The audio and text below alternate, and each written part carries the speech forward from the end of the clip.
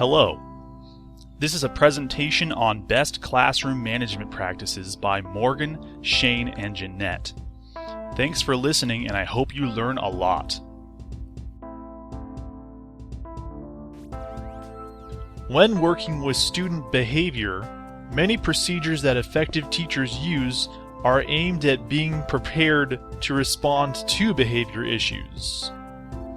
However, as with working with any human beings, acting as a model for exceptional behavior will go a long way to communicating positive interactions with students. An angry student creates a situation that may be unsafe, which will lead to snap decisions for teachers. A better solution is to show compassion to anger problems. Remaining calm and professional is essential to show the student you understand.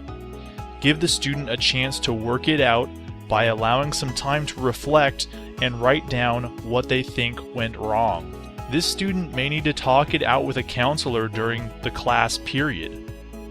The death of a student or parent may disrupt the normal behavior of students in your class.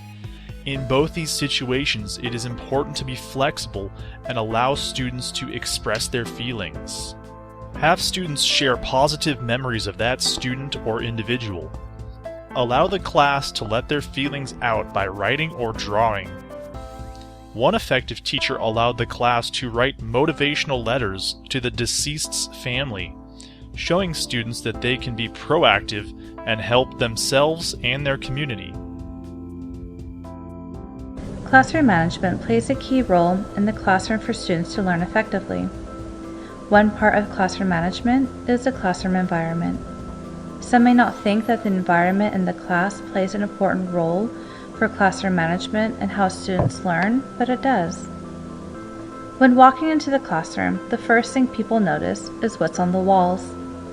Teachers need to remember that the items they place will impact the environment, and if the walls look too cluttered, it will make the room feel smaller and overwhelming.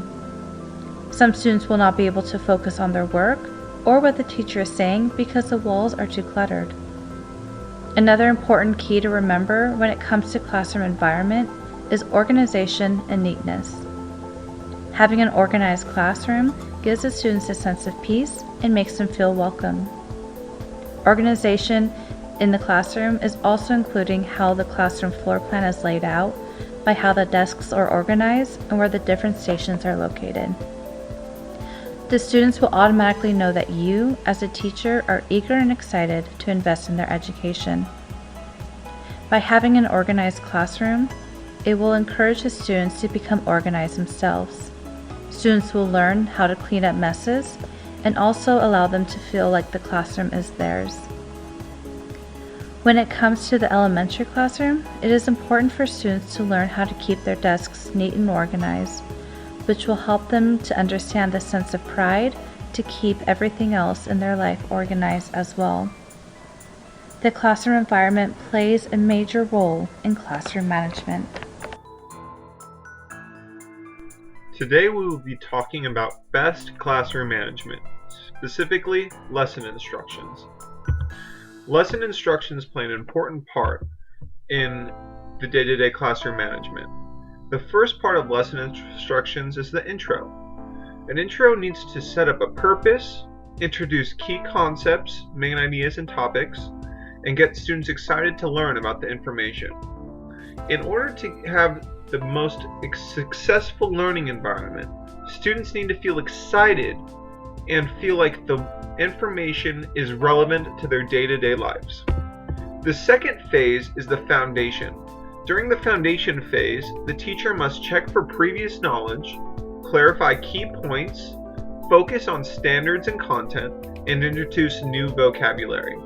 It is during these progressional stages that the foundational phase is extremely important. The third phase, however, is the interaction phase. During the interaction phase, asking questions is essential, as well as brainstorming, clarifying and correcting, and providing teacher input. Teacher input is extremely important. Same with asking questions. A good way to start a lesson is by actually asking questions as well, because it gets the brain thinking and using critical thinking skills that will help the students remember key information later on in life. The fourth phase is the review stage. During the review phase, checking for understanding is essential, as well as providing time for practice and review, clarifying correct, and providing teacher input as well as the previous stage. Teacher input is important throughout an entire lesson, and it is essential.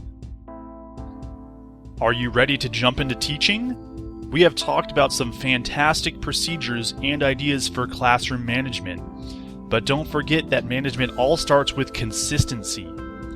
Consistently teaching procedures and modeling proper behavior will ensure your future as an effective teacher. Thanks for listening.